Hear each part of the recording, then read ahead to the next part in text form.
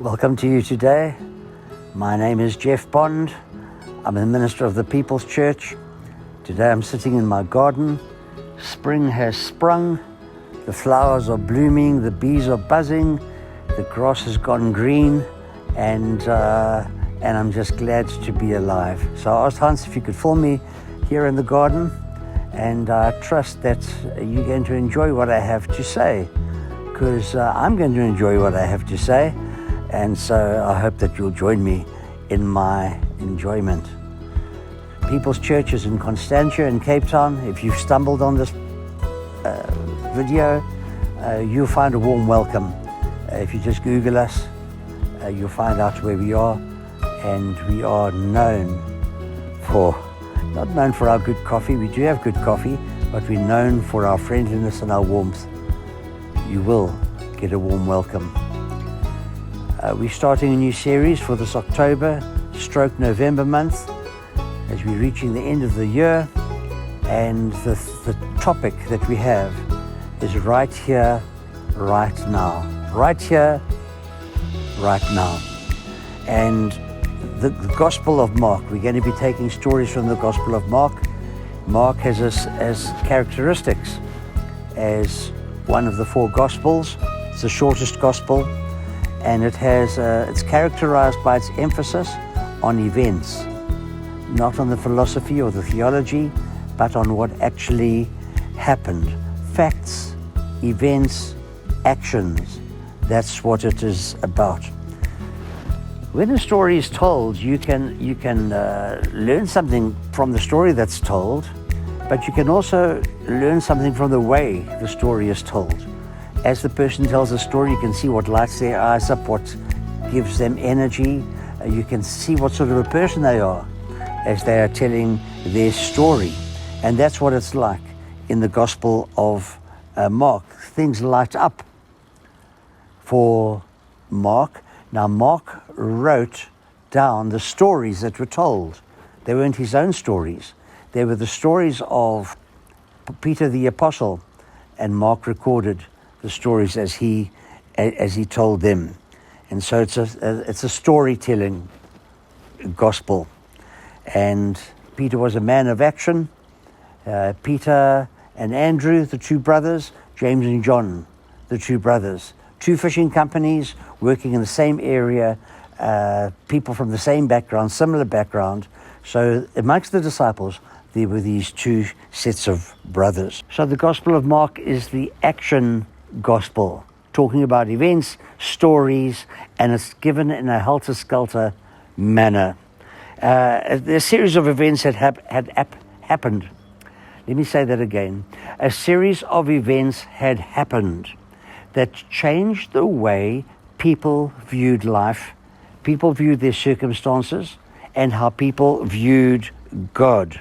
The way things could be seen and experienced and understood was altered because God had arrived in town. The Gospel of Mark is a story about what happens when God comes into town. Imagine if God came into your suburb. We live in Takai here. Imagine if Jesus came and rented a house here in Takai and people knew that was Jesus. What would it be like? Imagine if Jesus came to a certain school, say he was at Berkeley High or at Kirchdorf Primary or one of those schools. When Jesus came into a city, a village, a house, what will happen if God comes into your family? What will happen if Jesus comes into your home, into your marriage, into your private space? What if when you go into the bedroom and you close the door and you are in your secret place and with your secret thoughts?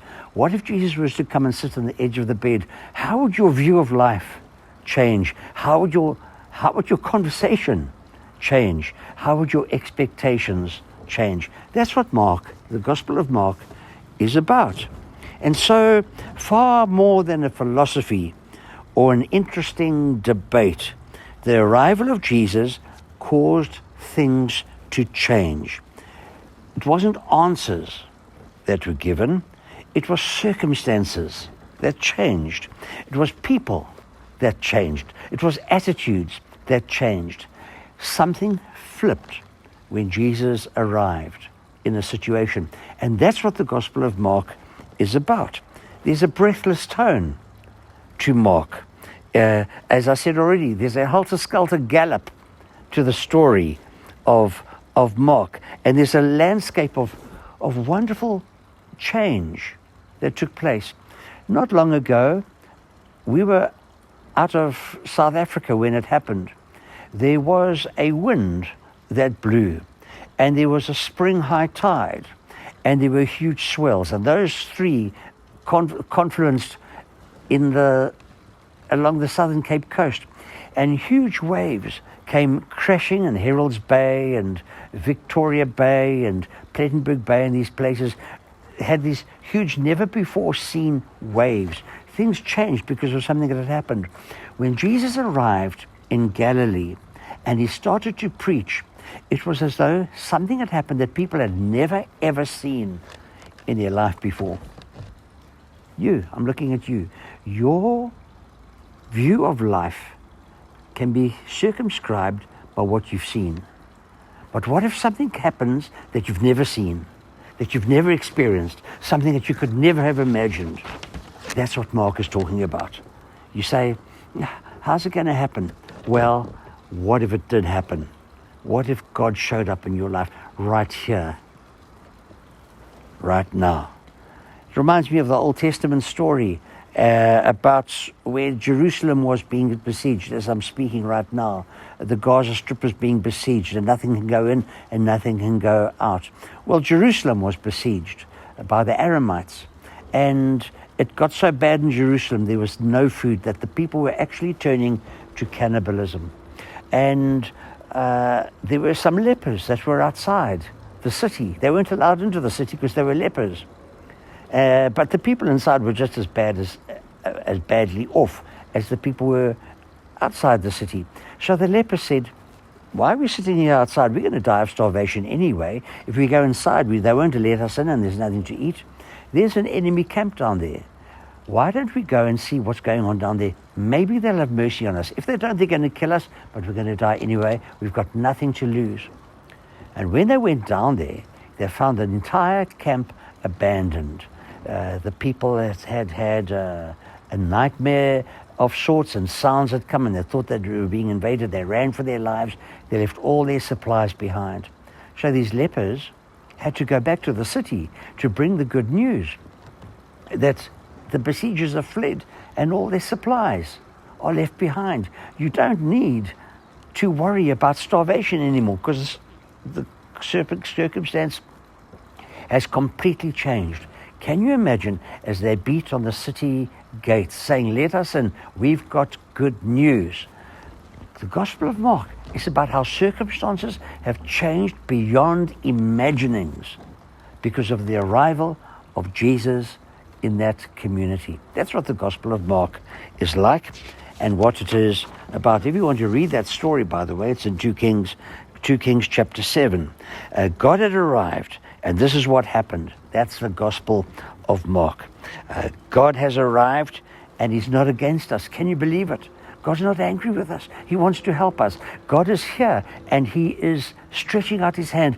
God is a friendly God, not an angry, grumpy, down on you, wicked you type of God, but I can see where you are and I can help you type of God.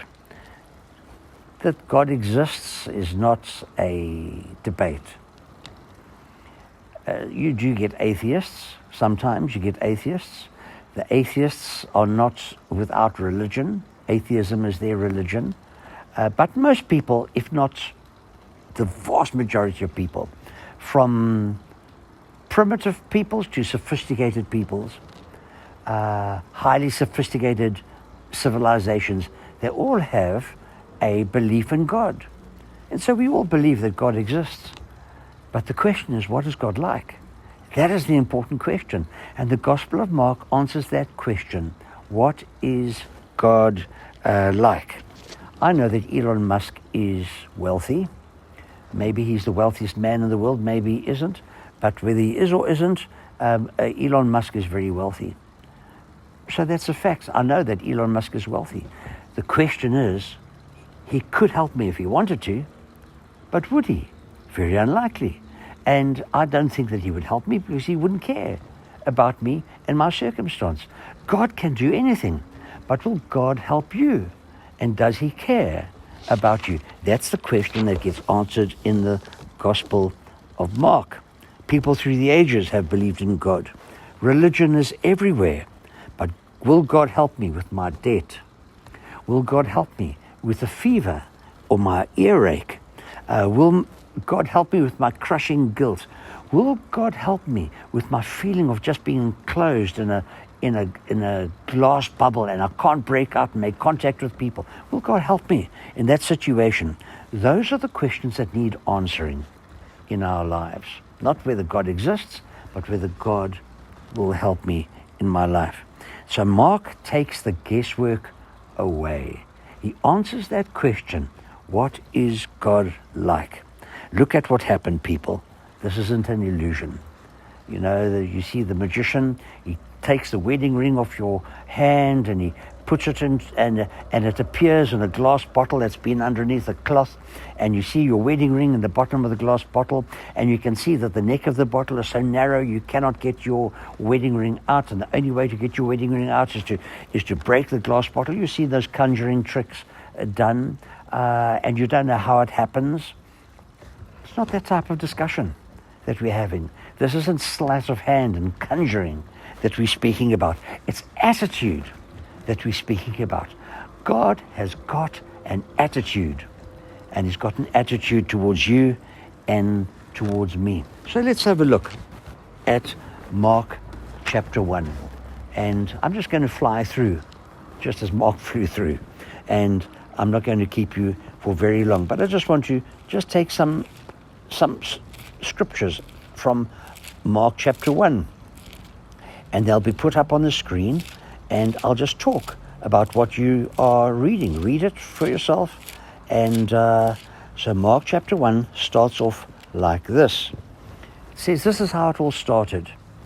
800 years ago, at the time of speaking, so now 2,800 years ago, a man called Isaiah wrote about an event. He said, make a flat road, because somebody is coming, because the Lord is coming. Someone must make a highway for the Lord to come and walk in. And then he said, that man appeared. That man's name was John the Baptist. John the Baptist was pretty weird. John the Baptist lived out in the boondocks. He lived out in the wilderness. He wore skins, and he ate locusts and wild honey. He was a wild man, and he started to preach, and he said, God is arriving. Prepare for God's arrival. God is arriving. Prepare for God's arrival. And a spiritual revival broke out. And people started to come. And they started to say, what must we do? He said, you must slam the door on your old evil ways. And to show that you've done it, you must be baptized and become a new person. And so he started baptizing them. Baptizing, that's Mark chapter 1. And he was baptizing people. When suddenly somebody arrived. It was God himself arriving. Jesus arrived. And Jesus said, baptize me, John. John said, I can't baptize you. I can't even do up your laces. I can't touch you. I can't do it.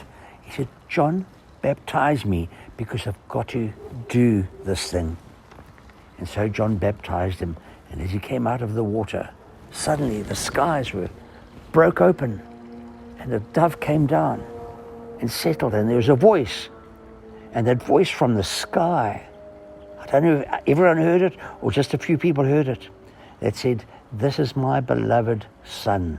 I am so pleased, my son, with what you've just done.